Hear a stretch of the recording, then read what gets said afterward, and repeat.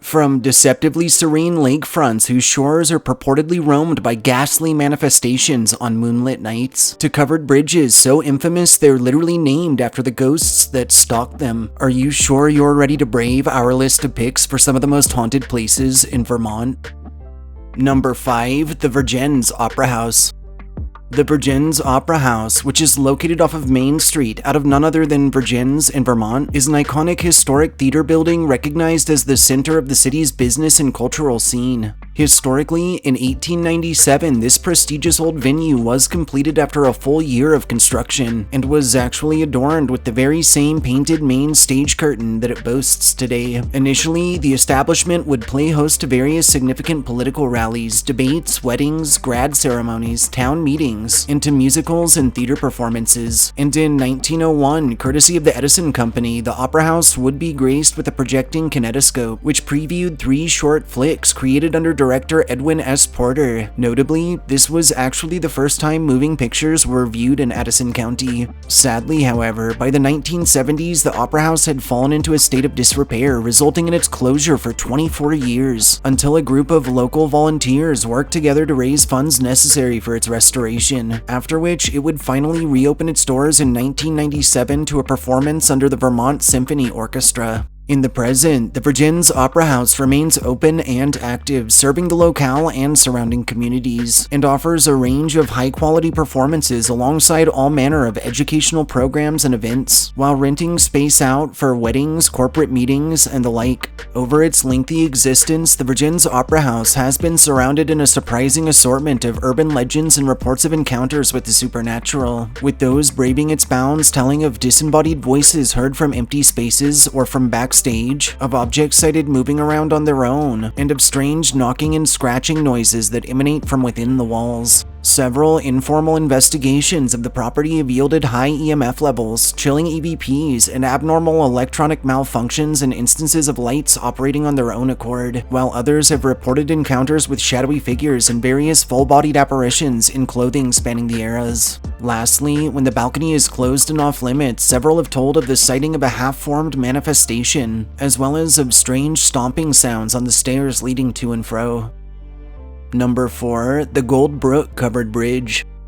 The Gold Brook Covered Bridge, which is also recognized as Stowe Hollow Bridge or Emily's Bridge, and that spans Gold Brook out of the town of Stowe, Vermont, is a small wooden covered bridge recognized as the only 19th century covered bridge in the state built with the use of howe trusses and carrying a public roadway. Historically, in 1844, the old Stowe Hollow Bridge was constructed under one John W. Smith. Over a century later, in 1974, the crossing was honored on the National Register of Historic Places due to its significance through the region. However, regardless of this feat, by 1979, the expanse had become weathered and had fallen into disrepair, warranting a total rehabilitation. In more recent years, what's now often called Emily's Bridge amongst dark tourists has grown into something of a popular cult attraction due to the purported paranormal activity experienced near. Sadly, this heavy traffic has led to numerous complaints filed by those living through the area, and in 2013, a city ordinance was actually passed as a result, making it illegal to park anywhere near the site after dark.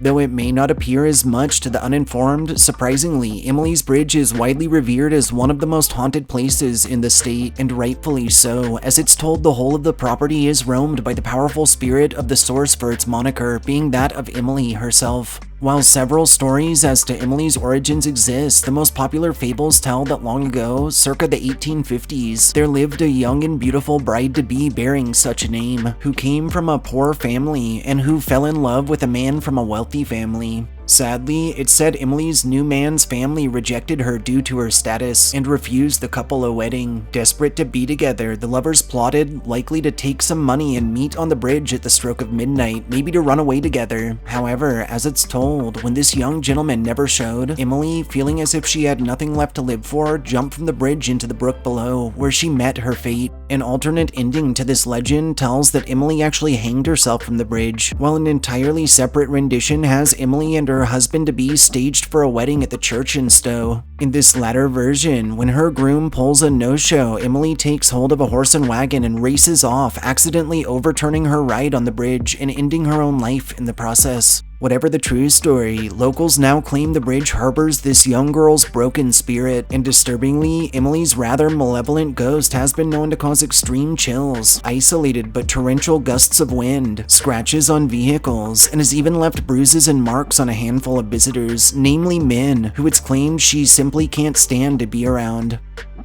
Number 3. The Shelburne Museum.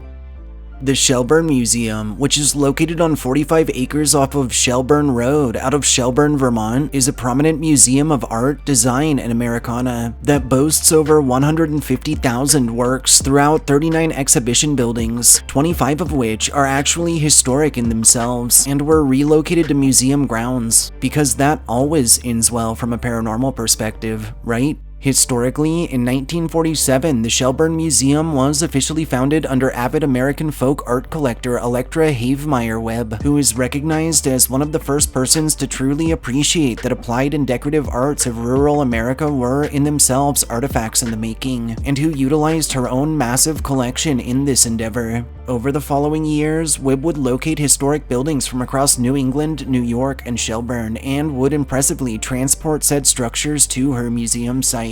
In 1960, Mrs. Webb would pass on, leaving the museum as her legacy, and while it would continue to grow and expand, it would only accept new pieces pertaining to its creators' tastes, being folk and contemporary arts. Sadly, in 1996, controlling interests in the museum would sell $30 million of its art to pay for various expenses, during which time Electra's son, James Watson Webb Jr., would actually resign in protest, and after which amassed funds were utilized to establish a collections care endowment, which was designed under the purposes of remedial and preventative conservation, storage, and management of the museum's collection. More recently, in 2013, the Pizzagalli Center for Art and Education was established, offering 2 galleries in itself, an auditorium, a classroom, and ensuring the institution remain open year-round instead of just seasonally. The Shelburne Museum remains open into the present, with its main gallery open seasonally from May through October, and the aforementioned Pizzagalli Center and Museum Store open year-round. The most famous legend tied to this weathered museum expanse surrounds the Dutton House, which is also commonly referred to as the Salmon Dutton House, and that was constructed in 1781 for one Dutton family out of Cavendish, Vermont. Over its many years, this aged abode served for times as shop or store space, as an inn, as a boarding house, and even as a tavern, and chillingly, it's documented that at the very least, 11 people perished within its bounds before the 1900s, when it was left abandoned for nearly 4 decades and later donated and moved in 1950 to the Shelburne Museum. Now, many tell the Dutton House's halls are roamed by a slew of apparitions tied to its past, and those who have braved the premises have reported extreme cold spots felt through adverse weather, strange malfunctions with personal electronics, and encounters with shadowy apparitions that wander about. The full-bodied manifestation of an elderly man has been cited often and appears so solid he's frequently mistaken for a living person, and reports from staff and from those touring detail a male entity, possibly the same elderly man, accompanied by the small spirit of a girl, both of whom like to follow groups around from a distance. On a closing note, activity within the Shelburne Museum is said to get so bad at times that a number of staff members have actually been scared away from their jobs courtesy of its resident supernatural activity. Number 2. Lake Bomoseen.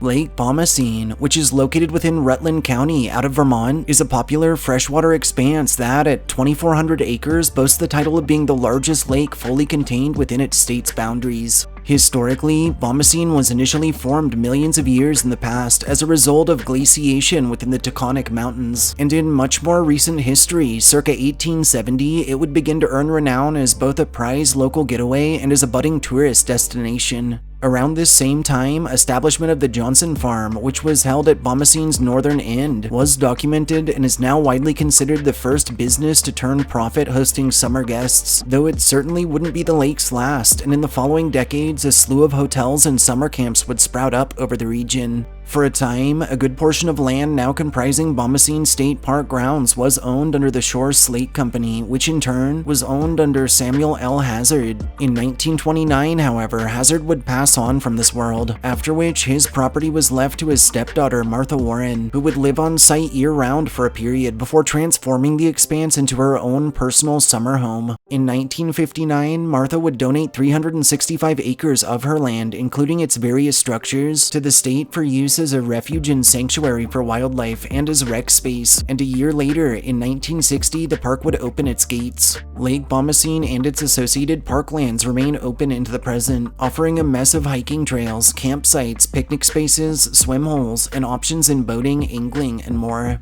Chillingly, Bomoseen and its surrounding landscape has long been rumored to harbor its fair share of paranormal activity, and has inspired more than a few of its very own campfire tales. One popular anecdote tells that long ago, sometime through the 1800s, 3 Irish workers from West Castleton attempted to cross the waters between there and a tavern on the eastern shore, and were never heard from again. While some versions of this fable paint these men as having made this same trip numerous times for months or even years on end, others as it being the first time they'd attempted this feat, and others still arguing over whether it was on their way to or from the establishment. All variations of this story share the same ending, with their boat being discovered the next day, afloat, void of life, and with no traces as to the Irishman's whereabouts. As this legend continues, now on moonlit nights, every so often, one might just catch a glimpse of a phantom rowboat that glides silently across Bomoseen, sometimes with its oars moving inexplicably, and at others, crewed by either ethereal entities or by ghastly skeletal figures.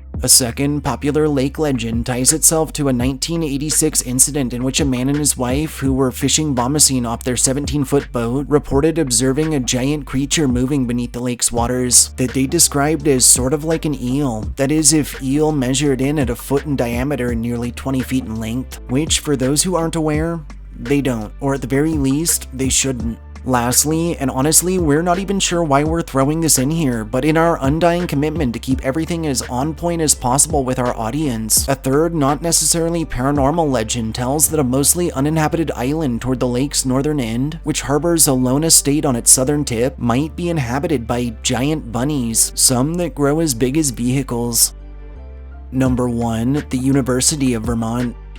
The University of Vermont, or officially the University of Vermont and State Agricultural College, and based out of Burlington in Vermont, is a public land-grant institution recognized amongst the oldest of universities in the US, and also as one of the original 8 public Ivy institutions in the country. Historically, the University of Vermont was first founded in 1791 as a private university, with its first students enrolled a decade later in 1801. Much of the school's early planning was handled under one Ira Allen, who'd donated a 50-acre parcel of land for its establishment. Over time, the citizens of Burlington would actually fund the school's first edifice. In 1824, when this edifice was destroyed in a fire, it was replaced by the very same community, and over time, this landmark would come to be recognized as the Old Mill. An 1865 merger of the university with the Vermont Agricultural College would result in the establishment of the University of Vermont and State Agricultural College. In 1871, UVM would break centuries of misogyny by admitting its first 2 female students. 4 years later, the school would continue this trend by allowing women full membership into its Phi Beta Kappa Society, which is actually the country's oldest collegiate academic honor society, and in 1877, said society would accept its first African-American member.